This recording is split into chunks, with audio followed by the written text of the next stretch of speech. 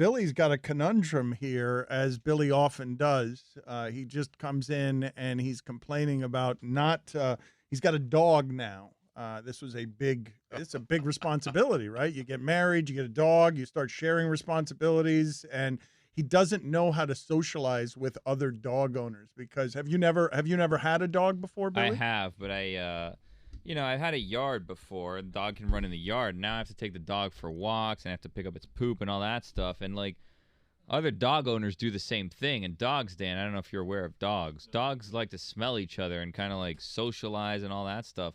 So then I'm holding on to a leash with my dog on it while another owner is doing the same thing, and I don't know how to interact with this owner in this case. Like, hey, my dog likes your dog's butt smell. Like, what do I say? Right, like dog walking etiquette, right? Yeah. Yeah, I experienced the same thing. There are two kinds of dog walkers, okay? People who are trying to avoid you because they don't want dog interaction, and people who every time you walk by them, they want your dog to play with their dog. Yeah. And those people you need to avoid. They're chatty Cathys, too. Yes. And I don't know what to do in that case because, like, I don't know, some dog owners are also uppity and they don't like their dogs interacting with other dogs. So then, like, I guess I'm one of those because I try to just, come on, boy, come on, let's just keep going. And they're like, oh, what's his name? How old is he? And it's like, listen, are we really gonna do this? Because, like, every time we meet, I'm gonna run out of things to.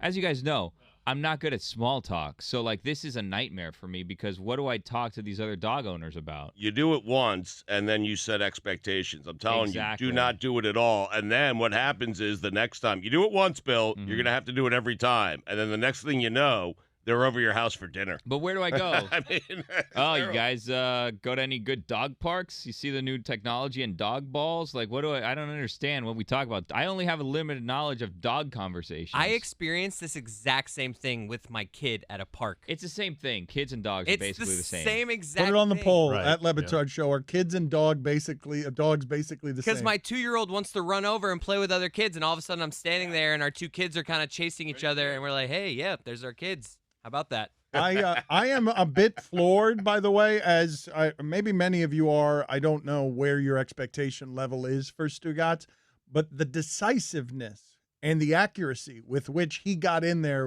there are two types of people in the world.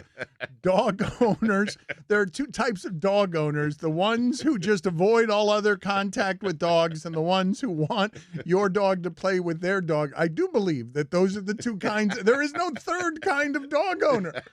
I believe we have arrived at a place of great expertise somehow that we hadn't uncovered before from Stugatz. Well, I've had a dog for, 8-9 years now, and I live in a neighborhood where a lot of people have dogs, so I know exactly what you speak of, Billy, and I'm just giving you the advice. If you don't want these people in your lives, if you don't have to stop every single time, put your head down and walk the dog.